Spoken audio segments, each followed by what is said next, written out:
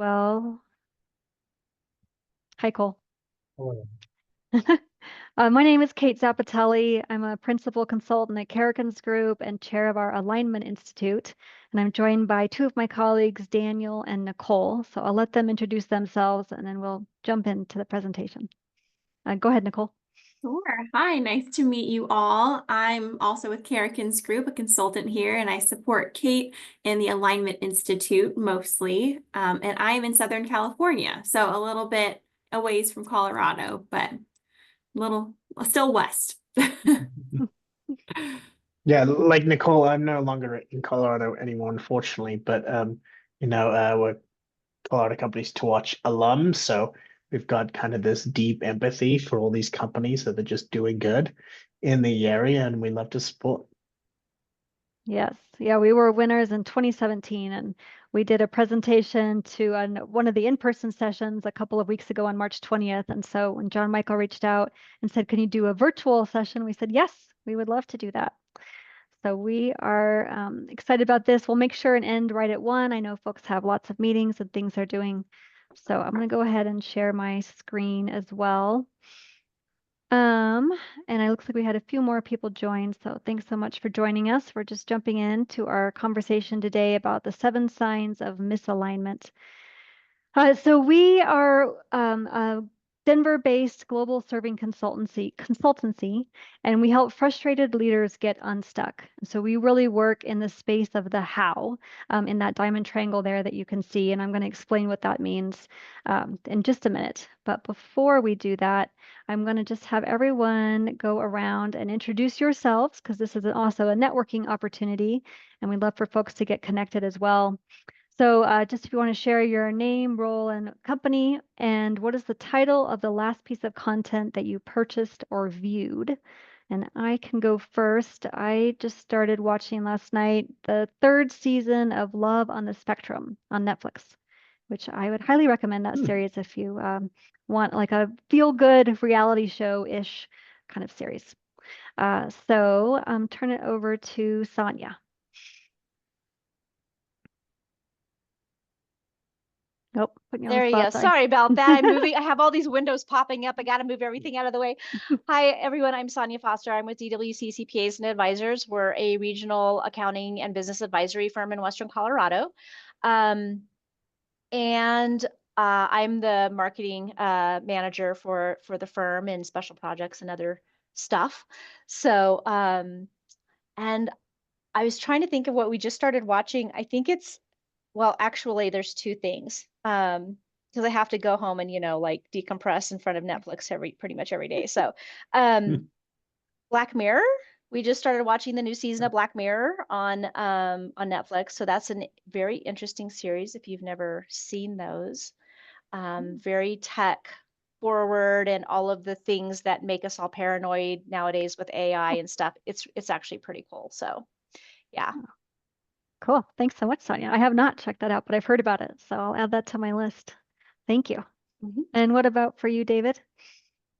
Dave Schwag. I'm one of the 2 owners of Mosaic Outdoor Living. We do very high-end outdoor living spaces here along the Front Range, and I've been doing this for over 30 years of my life now, and getting ready to retire, which is fun. And let's see, one of my fun to be planning the retirement, building a home in Florida. So I'll be opposite coast of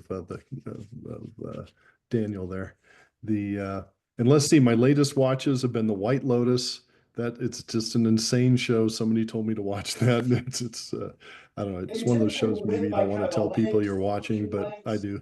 And 1923, fantastic. I love all of the Taylor Sheridan 1923 and 18, whatever the heck it was, in Yellowstone. So that's me. Nice. Thanks so much, Dave. Yeah, I just was finished the latest series of 1923 too. That's such a terrible ending. Terrible. I know. That's another thing. I know. Oh yeah. But such a good show. All those, I like the Taylor Sheridan stuff too. Thanks so much, Dave. What about for you, Cole? Hello, everyone. My name is Cole. I'm the general manager at Black Hat Distillery in Colorado Springs. We produce a number of spirits, and our main focus is importing bulk agave nectar, fermenting and distilling it on site to create American agave spirits that we then age in a variety of ways. My wife and I are also watching the third season of White Lotus, and the latest book that I have been reading is Disarming the Narcissist. Disarming the what? Narcissist. Oh, disarming the narcissist. Okay. Yeah, All right. And I keep hearing about White Lotus too, so I'm gonna have to jump on that it's that wild. It's a train. good one. Okay. All right, good. Thanks so much, Cole. And I had no idea that you could distill agave. That's neat. Yeah, So, yeah. So I oh, mean, cool. it's essentially tequila. It just can't be called tequila unless it's produced in Mexico. Oh, Yeah. okay. Good to know. All right, learning so much. Thank you. And Anne, what about for you? Hi, everyone. My name's Anne Osborne. I couldn't get my video to work, so I'm simply a random icon for you today. I'm Chief Operations Officer here at Merit Electric, which is an electrical contracting firm in Fort Collins, Colorado. And we do work out of Denver, Wyoming, and now Wisconsin as well. And I rented Galaxy Quest and watched it with my family last night, which is a fabulous classic. If you haven't seen it, it is the best Star Trek movie, but a parody of Star Trek movies. So we had a lovely time. Oh, that's so fun. Nice. Good. Thank you so much, Anne. And no worries about the video. And John Michael, are you in a place where you can jump in as well? Yeah, John Michael Horst, Program Manager of Colorado Companies to Watch, and just finished the first season of The Pit on Max.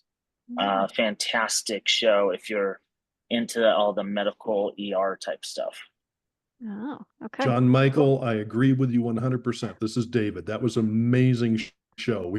Really good. Yes. Yes, very amazing. Dave, are you related to Blake? That's my little brother. Awesome. Love Blake. He's the He's such a dude that great nominated supporter. me. I love Yes, Blake he's- too, obviously. Yeah. Awesome. I'm a smaller version of him. That was my Okay. first thought to saying your last name. What's that? That was my first thought saying your last name was, I saw Blake a week ago when he was at a networking event here at the Alexander Building. Oh, cool. Yeah. Nice. Yeah, he's a good guy. That's one of the worst parts about leaving Colorado is I won't probably see him quite as often, but we'll just see him for longer periods of time. Yeah. All right, cool. Well, hopefully next time Blake can join one of these lunch and learns. Yeah. All right. Great. Thank you all so much for doing that. That's also just want to share as a fun way to get your teams energized and connected. So we like to always ask questions like that to get people started and present with the content that we're talking about today. So we are going to talk through, again, as I mentioned, the how we define the how in the diamond triangle, and then really dig into what these 7 signs of misalignment are and provide some tools and resources to be able to shift into productive conversations. And we're going to be asking you to download a worksheet. But before I do that, I just want to, I was just setting you up for that, letting you know we'll have a download for you soon. And why is it so important to talk about alignment?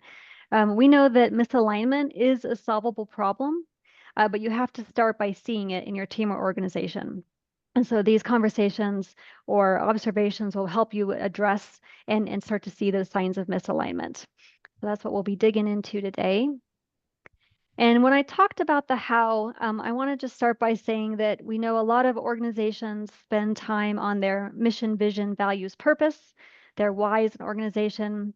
They spend often same amount of time or energy on their strategy and don't often talk about how they're going to do that together. And so all of our work at Karrigins Group is working with teams and leaders to talk about how do you want to lead together. And how in this context is not a tactical plan, but really the behavioral pieces of what it means to lead together or work together. And I want to share a personal story here about why the how is so important. So my family got a puppy 2 months ago. It's our first family dog. And we all said, we all agreed, yes, we want to have a well-behaved, well-mannered puppy. But we never actually talked about, before we got her, how we would collectively train her. And so she came to our house, and all of a sudden it was like, well, we never talked about could she get on the couch, and we never talked about would she get to be in the bed, and we never talked about, did she jump up on people when they first came in, or all of those different things. And so not being clear as a family about how we were going to collectively train her caused a lot of friction, specifically between my husband and me. But also confusion for the puppy, because the puppy's like, well, I don't know what the rules are, and you guys aren't leading in an aligned way, or training me in an aligned way, and so I don't even know what to do. So that's just a way to bring it home too, that having these conversations in your personal life can be very helpful. And as I've mentioned, I just sort of talking about, we all agreed that it's important to collectively train her, but we didn't talk about how. I want to start our conversation here by saying there's a difference between agreement and alignment. That's one of our foundational concepts at Karrigins Group. And so there on the left-hand side, you see some example statements. And that first one is, I should exercise more often. Does that sound, anyone can shout this out, more like an agreement statement or an alignment statement? Well, it sounds like I agree with it, but perhaps my appetite for Oreos does not align with it. That's a fantastic way to say that. Yeah, Yeah. exactly, Anne. Kate, I'm on the same spot there. I think that's agreement, because I like to say that as much as I can when I don't wake up at 6 a.m. to go to the gym. Yeah, exactly. And so to Daniel's point, that I'm exercising twice a week with a trainer, right, is more in that alignment space. It's definitely more time bound. You have somebody holding you accountable. And so it doesn't just stay in this good idea that, I should exercise more often. And we know that typically when people are stuck in agreement, as they say things like that, we should, we need to, we ought to, it kind of stays in that woulda, coulda, shoulda space and hasn't moved into, are we changing our own habits and behaviors to align to this agreement statement? So we're going to put you into a breakout, just a quick breakout here, maybe 2 small groups, Daniel, and think about agreement statements that you hear in your teams or organizations, and how could they be turned into alignment statements. And Sin, I see that you joined as well, so great to see you. Welcome to the conversation. So agreement statements that you hear, and often those start with we need to, we should. Or we want to, and how could they be turned into alignment statements? Any questions before we send you off? No. Okay, great. Daniel's gonna send you into to a quick breakout.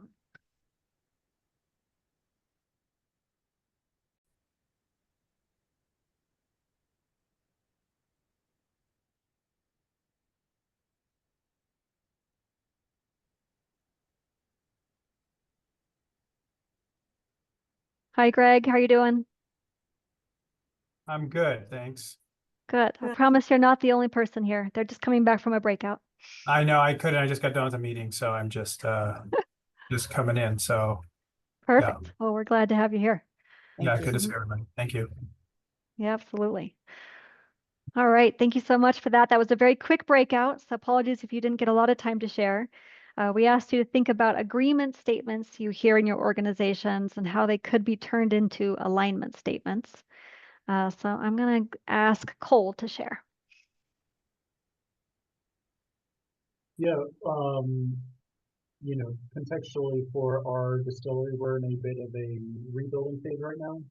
And so the agreement is that we need to simplify and really focus on, foundational efforts and building to be able to effectively scale. And then, sometimes there's a breakdown on the alignment of that because there's not a really rigorous process to evaluate additional projects and whether or not we should bring those on or whether or not we should just say no, at this point, this isn't something that's realistic. And one of the ways that John Michael described it in our breakout group of having fierce, honest conversation, and the ability to have those and see them in the context, and especially in our case, in the time frame that we're operating in. I think sometimes is where the agreement of simplify and focus on our core business sometimes gets muddied with other opportunities on the periphery that are attractive, but maybe don't align with where we're at in this moment. Yeah, that's a really good example. I love like we need to simplify. We hear people say that a lot, and then you're like saying, but then we need to deselect and we need to be really clear on what is going to move our strategy forward. And maybe you didn't use these exact words, but getting distracted by shiny objects and exciting new adventures. So yeah, I think that's a really good example. We need to simplify, but we haven't moved into what that looks like for us as a team to stay focused. Yeah, good. Thanks so much, Cole. And let's see, one more person. Who else has a good example? My example was I have my team members. We want everybody to come up with timelines for our clients, and every employee that works for me in project management, I guess we got about 12 of them now. Everybody agrees, but not everybody's doing it. And I think that John Michael said that fierce, honest conversations. So I love that term, and I think that's a great. That would help us to get better at that, because my business partner is just like, you either do it or you're not going to work here anymore, and that's great. But and he's trying to drive a point home, and that's part of the fierce, honest conversation. But perhaps looking at it with this alignment, I really like that. Or training your puppies. Right. Yeah, no, and I appreciate that it's right. It's easy to say we agree to timelines, and then there's like the ultimatum approach, but I like what you're saying. Like maybe it's helpful to uncover, well, what's holding you back from doing the timesheet?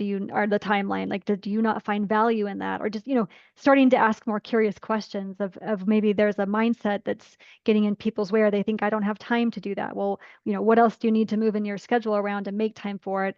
And then also, and I'm sure you do this, but explaining the why. Like it's important we do timelines because it helps keep our projects on track. It helps make sure we get our revenue on time, or whatever the business outcome of that is, can be really important to share, as opposed to like all right, you don't do it, you're gone. Right? That feels a little less. I don't know. I would personally would want to, that feel a little harsh to me. Yeah, no, great example. Thanks, Dave. So we're, in this space, see that there can be that sort of passive misalignment. There can be like full on, I'm not aligned, but really getting curious and understanding where people are coming from is what we lean into. And I like the fierce, honest conversation piece. We talk a lot about quality conversations, which I would say are a similar build on that. So our seventh, we have an alignment evaluation tool that we're going to talk through here in the next 30 minutes. And you can download this using the QR code there. Then it occurred to me, if you do that, it'll be on your phone. So Daniel's going to put in the chat a link to be able to download it to your desktop. And it's going to ask for your name and email address so that we just make sure that you that you want the download, basically. So you're going to click on that link. It'll take you to a website, put in your name and email address, and then you can download this tool. And we're going to be talking through this tool throughout our conversation here. And please feel free to jump in. As I mentioned, this is an interactive workshop. This isn't just me talking at you for the next 30 minutes.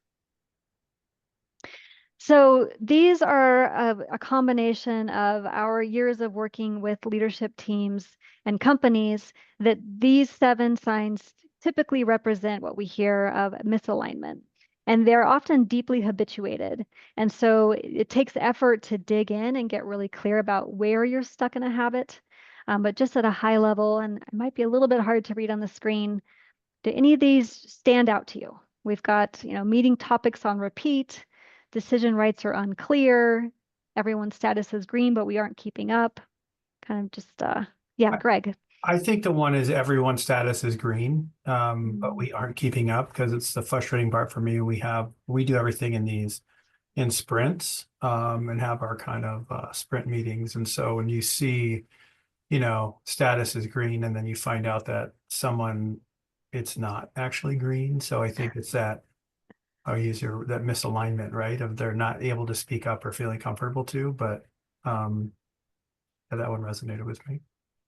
Yeah, thank you, Greg. And I often too, it's not because people don't want to be honest. It's just that they don't want to be the person on the team, right, who isn't keeping up, or they're, like you said, afraid to have that conversation. So we'll talk about a way to respond to that in a productive way. But thanks for calling that one out, Greg. We see that happen in a lot of organizations. My So- big one was oh, the yeah, please. discussions and decisions happen outside of meetings. I see that Yeah. happen so many times now. Yeah. And do you feel like that's because the person wants to help make the decision faster in the meeting, or they don't agree with the decision that was made and they want to relitigate it? What do you think's behind that? I think it's they're driving their own agenda rather than collaborating with the team. Yeah. Yeah. I think that makes a lot of sense. Daniel, any thoughts there? Sometimes with our executive leadership clients, we find that they all agree that they should be talking together and taking the time to work through things, but it's just easier to go and have a click or have a conversation after the meeting and make a decision there, right? You don't have to get as much buy-in, you don't have to be as vulnerable about what you say with the whole group. But we know that leads to a lot of misalignment. And over time, the group dynamics that really impact how the firm, the organization, the small company works really well. So unfortunately, alignment is hard and it's uncomfortable, and you have to call that out and lean into those more difficult things to do. Yeah, exactly. And I hear you saying too, Daniel, time. Like it takes time, which is goes against a lot of organizations. Like we got to move fast. This is holding us back. It's like, well, to get into true alignment, it's gonna, to Daniel's point, be uncomfortable. It takes a lot of context, and it certainly takes time. So this first one here, meeting topics are on repeat. We have the same conversation over and over. This happens at Karrigins Group too, even though we teach this stuff, right? This is just can be a deeply habituated habit. And so it's not that I think often there's just too, like to Daniel's point, like it can be uncomfortable to talk about the hard conversations. So let's just keep talking about the things that feel more comfortable to us. And one simple thing that we would offer is that you can change up the agenda for the meeting. So if you typically have a readout, maybe start the conversation with what are the things that we're not talking about that need to be addressed, or have a different person who doesn't go first typically go first, or even sometimes, I don't know if you have in-person meetings, like switch up where you sit. I mean, it can be a really simple way just to get people to show up with new energy. And then certainly there's this opportunity there to lean in and say, hey, we've had this conversation a lot. I feel like we were in an agreements place, like you can even use this language, right? Like I'd like us to move into alignment and have the conversation that we need to have. So that's our offer there, is change up the agenda. And please jump in if you have any questions or comments, but I'm going to continue to move us forward in the interest of time. Number 2, decision rights are unclear and decision making is slow.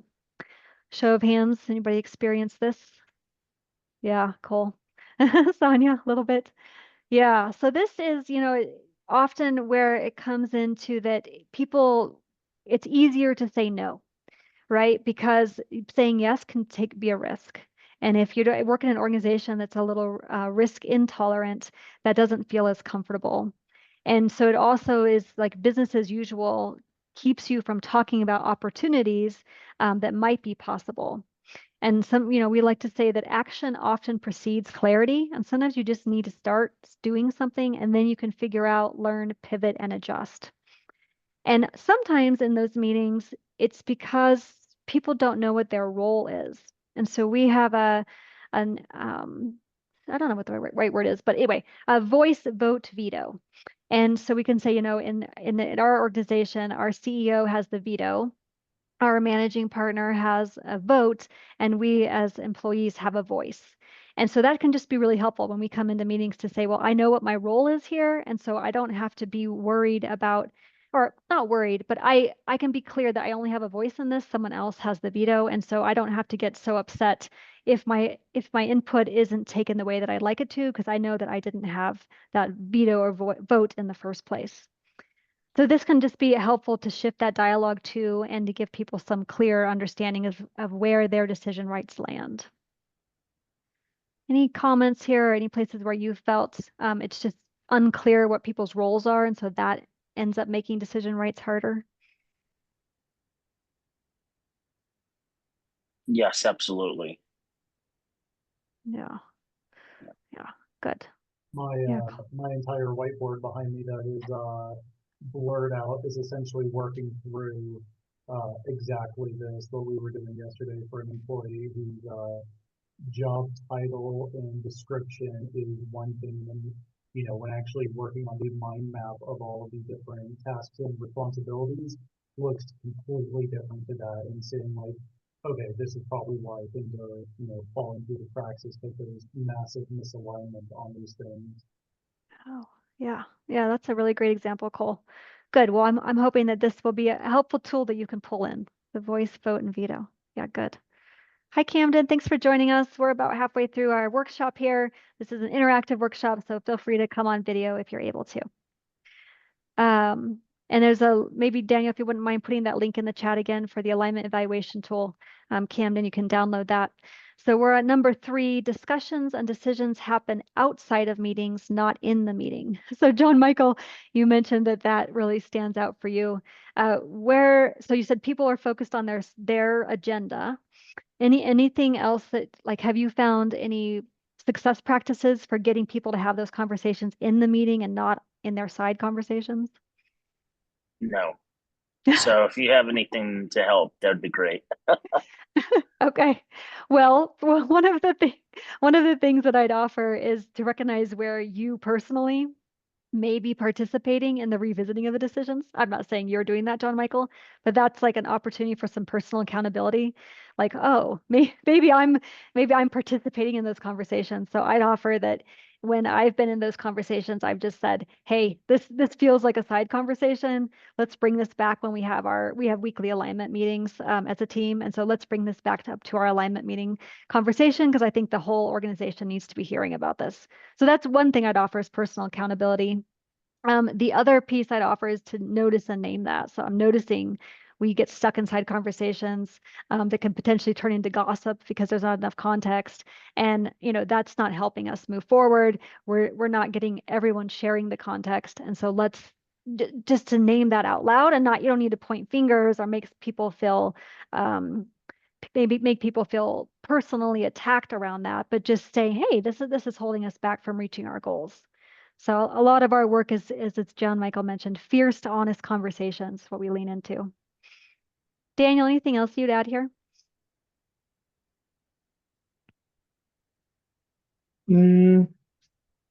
I think you said it as well. This idea of practicing it, and that's going to require doing these small little things over time. We love to use the term nudges, not shove, to make it easy, to engage in aligned behaviors versus just calling out misaligned behaviors, but nothing changes at the end of the day. Yeah. Yeah, I like that one. Actually, I'm hearing in that too, like maybe it's naming it, oh, I really appreciate how we're making this collective decision, and that we're not making this decision outside of the meeting. Maybe that's another frame to take, is reinforce the positive behavior that you want to see. I love that. John Michael, is any of that helpful? Yeah, it's more, in real life, it's executing, and you get people's emotions and involved, and it gets a little muddy. But yeah, I understand where you're coming from. Yeah. Well, and Yes. I appreciate you saying that. People are messy. Yeah, Daniel. People are messy, and as Kate and I know, it's not just people are messy, but when you have a new puppy, you have to learn how to do positive reinforcement.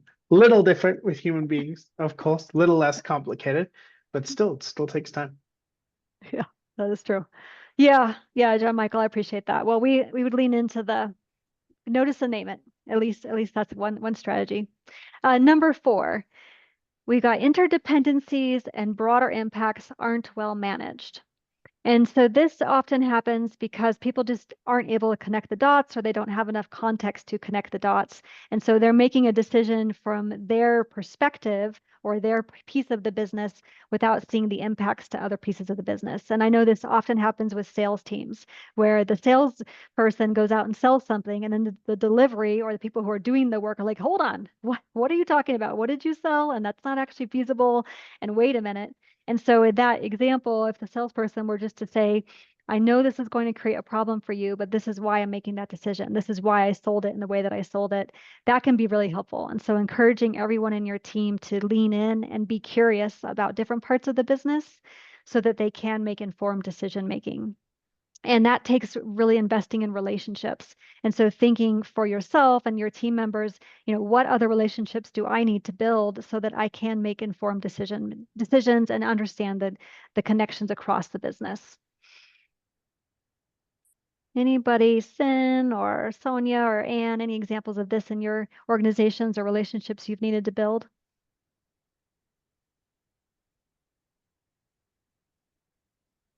We're going through such a storm right now that I'm just absorbing all of this because of market conditions and the administration. So all of this applies. Let me put it that way, that, we're starting to rebuild our company. So really pivoting very hard and fast into a different type of company. This is happening really, really fast. So I'm trying to absorb and figure out how to get agreement and alignment in a really fast pace. Okay. Yeah. Thank you for naming the reality of what many businesses are in, especially small businesses. And I think that even that language is helpful, right? Yeah. Where are we in agreement, and how can we as a team move into alignment, and what does that look like for you specifically? What I'm hearing. Yeah. Thanks so much, Sim. All right. We've only got about 15 minutes, so I'm going to keep us moving forward. Number 5, everyone's status is green, but we aren't keeping up. And I think someone earlier said yes, Greg, that is resonating.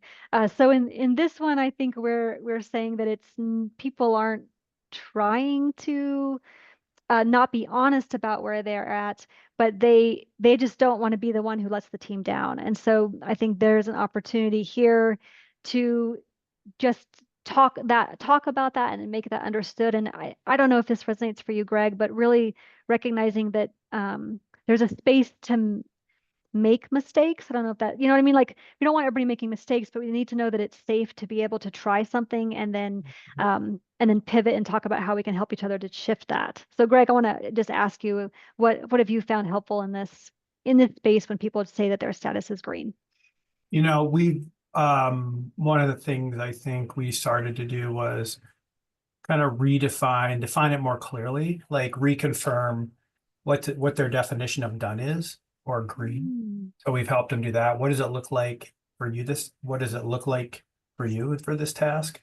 We also introduced something called the show me updates when we do this. So part of that was during the sprint reviews or stand-ups, we asked team members briefly show progress, screen, data, demo, whatever. And then that way we can, as a team, talk through how they feel it might be done or not done. So we kind of let the data kind of talk through. So I think what we've uncovered is this kind of like the expectation of what green means in their words. So defining that more clearly, and then also just having those show me updates to help the team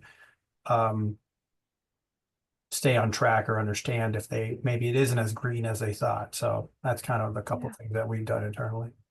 Yeah, I love that. Like that creating shared meaning around what done means. That is such an important piece, because we all have our different interpretations of what done looks like. How much time do you allocate for those show me updates?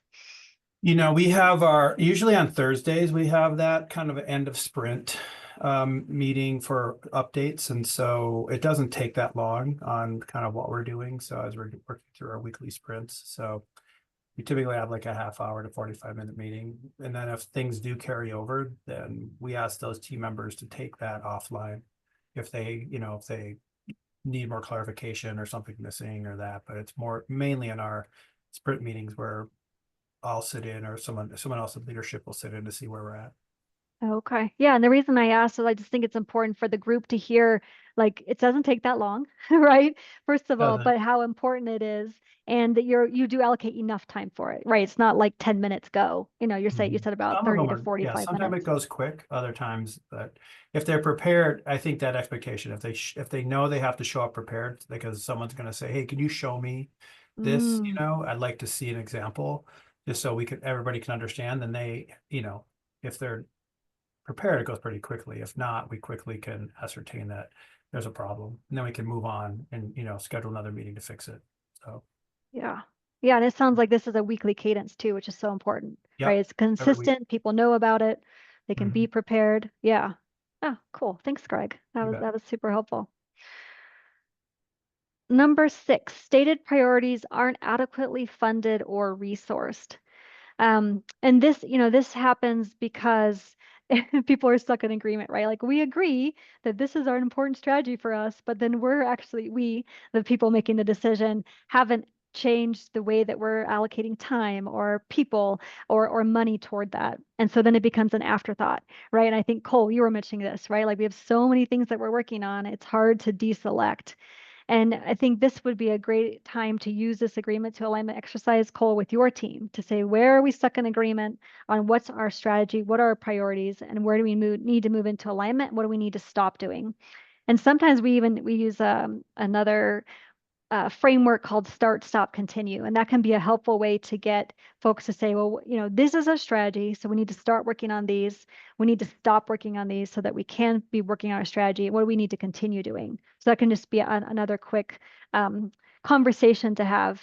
And you can ask in that, you know, what are you excited about? Really starting, stopping, and continue, because that uncovers a lot too, right? Or what are you concerned about? Start, stop, and continue. So these are just different, basically ways to have these conversations that get people engaged and doesn't feel so like I'm, you know, I guess, you know, earlier we were saying like alignment isn't so ultimatums, it's having the conversation and taking the time to have those conversations. So I know Dave, you brought that up. So I was thinking about you with that. Yeah, good. All right, so I'm going to keep us moving forward. Oops, the other way. Number 7, accountability is limited. And I'm show of hands, how often have you heard we need to hold each other accountable? We're not being accountable. I feel like accountability is another one of those words that gets thrown out a lot. But it's important, right? And accountability, I think to Greg's point around what done looks like, is important to create shared meaning. What does accountability look like for us specifically? So that we're not having our own interpretations of what accountability means, and that it's important to support each other in that. And so we like to use the language of calling in. And, you know, I want to call you into this conversation as opposed to, you know, calling you out and making you feel more personally attacked there. And that there's that space to allow for mistakes. I mentioned that earlier, but that can be helpful too, to just know that we're all in this together. We have our shared goals that we're working toward, and we're all accountable to what that looks like. So I want to just open it up. I haven't heard from Anne yet. Anything that comes up for you here around accountability and success practices that you've found to hold folks accountable?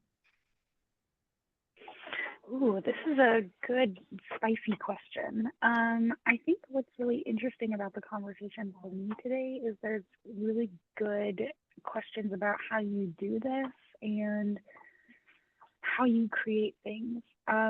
As far as accountability is limited, I guess I would ask the group, like, how, because this one and then the priorities and the status is green, I've struggled to see how you would help these things and do this while still creating space for vulnerability, because asking people to say, hey, I'm not really green when I'm saying I'm green, or I don't have time for this, and asking for help when you don't have time, that's where we struggle quite a lot. So it's not just about creating those things, it's also about you have to ask for help or you have to tell us, and that's where we get stuck. Yeah, absolutely. I think that makes a lot of sense. Yeah, I'd love to open it up. Anybody have any thoughts for Anne there about giving, yeah, like having clear expectations, but then giving people the space to say, I need help?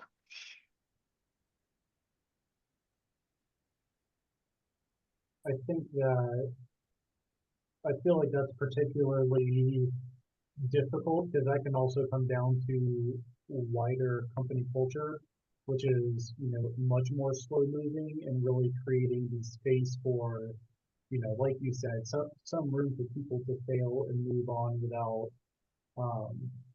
having the hammer brought down on them so that they can move forward and learn and get better. And then also creating an environment and culture where you can be honest and say, you know, these things are, you know, falling behind or extra support is needed, or, you know, I thought that the scope of the project was this, but it's actually grown to this. And now, you know, we need to reprioritize the things on the plate in what's realistic to be able to get done and execute at a high level. Yeah. How do you, Cole, how do you model asking for help? I think trying to put things in context. I'm a big believer that everything exists in the context with which, like, in the scope with which you're viewing it. And so, you know, depending on how you are able to maybe frame the struggles that you're in and how you're able to show that, you know, potentially where you might be in a culture where it's more difficult to sort of have those open vulnerabilities, you know, really being able to show that, you know, okay, these are all of these different things going on and how they're intertwined, and this is the complexity, and really, you know, evaluating it from a business case of, you know, this is the reality and the context that we're working in outside of the scope of this one project, and that's why this isn't necessarily a single pointed failure, but just something operating within all of these different things that are happening at the same time. Yeah, so I'm hearing like really sharing the interconnections of the business, the context for why those things might be not going as well as you'd like, or going well, right? Either way. But it sounds like for you, you take the time to explain all of that. That's what Yeah, I'm hearing. yeah. Yeah. Yeah. What about for you, Dave? What do you do with your team? We're really now just getting into holding people accountable. You know, we were just going over P&Ls yesterday and literally shining the light. Take one of everybody's projects that they've done and look and see what their margins were and discuss what went right, what went wrong, and what we could have done better. And you know, so just accountability on all levels. So we are doing that, and I feel like my team's doing a darn good job at that. Yeah, and I really hear you saying you're using data to support that. So you're saying Yes, like we have actual evidence, right, of where the numbers either add up or don't or whatever, right? Where you're making money or you're not. And so that can be helpful too, right? It's not like, well, I just had a feeling that this wasn't going well. It's like we have numbers to support this conversation. and that's crucial for my business. And we've gotten really, my old bookkeeper retired and last year, and so now we have a real bookkeeping firm, and we get numbers any second we need them. They're no longer just in journals and whatnot, and Yeah. and it's changed our lives, being able to hold people accountable to their performance. And Yeah. you know, sometimes there's one-offs why things didn't go well, but for the most part, it's been really good. Yeah, and I like the way that you said too, like, and what can we learn and do better next time, right? Like this, like forward focused, pragmatic, but you're not like wallowing in what didn't work well. It's like, okay, moving forward next time. Yeah. Yes.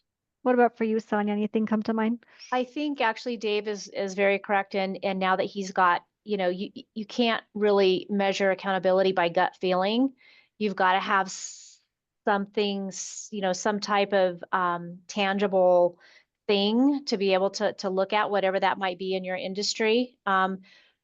We, you know, because our people are accountants, they love, you know, they love the numbers and the things. And I think sometimes we tend to get too hyper focused on things like billable hours and, you know, you better be working your 60 hours during tax season and all of the things like that. And what can tend to happen with us is that we get so hyper focused on numbers, and we're not looking at, are we taking care of the people? Are we mentoring? Are we training? Are we making sure our clients are getting the care that they need? You know, even during that time when, you know, they've got a crisis and something's happening and it's outside of, you know, doing their, you know, tax consulting or tax return or whatever it is, you know, at that time. We have a lot of layers of leadership in our firm. And so we've been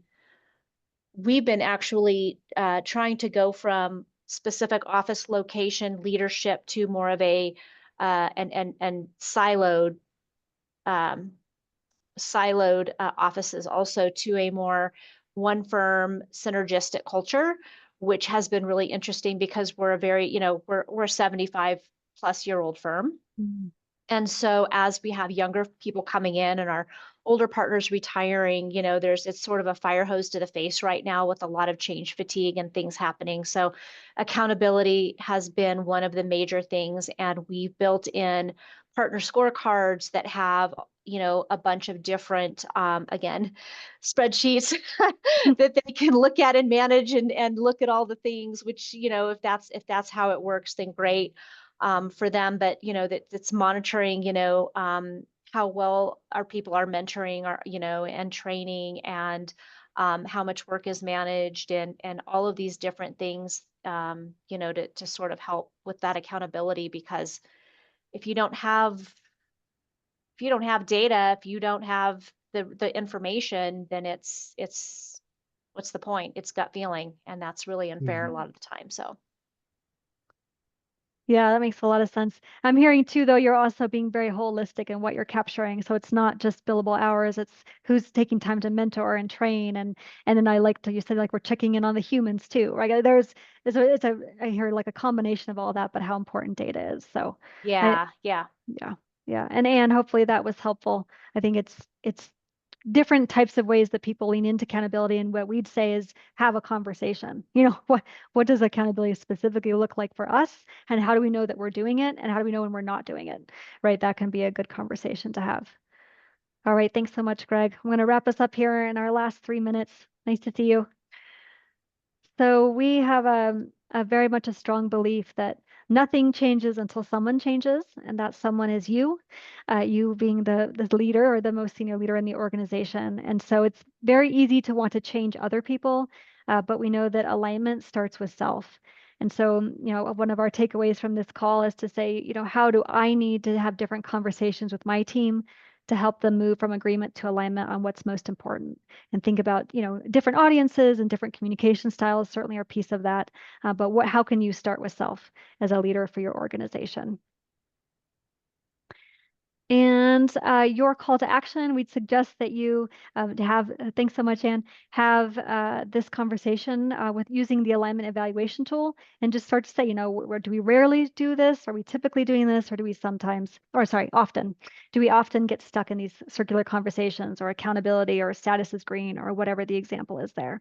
So this is just a thought starters for your next conversations. I want to make a quick plug for Karrigins Group. We have a learning and development program that we are offering CCTW members a 25% off code. So if you'd like to learn more about that, we'd be happy to send you some information. It's a great program to learn the language and skills of alignment. And it's very helpful to have a shared meaning, or sorry, having more people go through the program together. That way that you have a shared language to use with each other.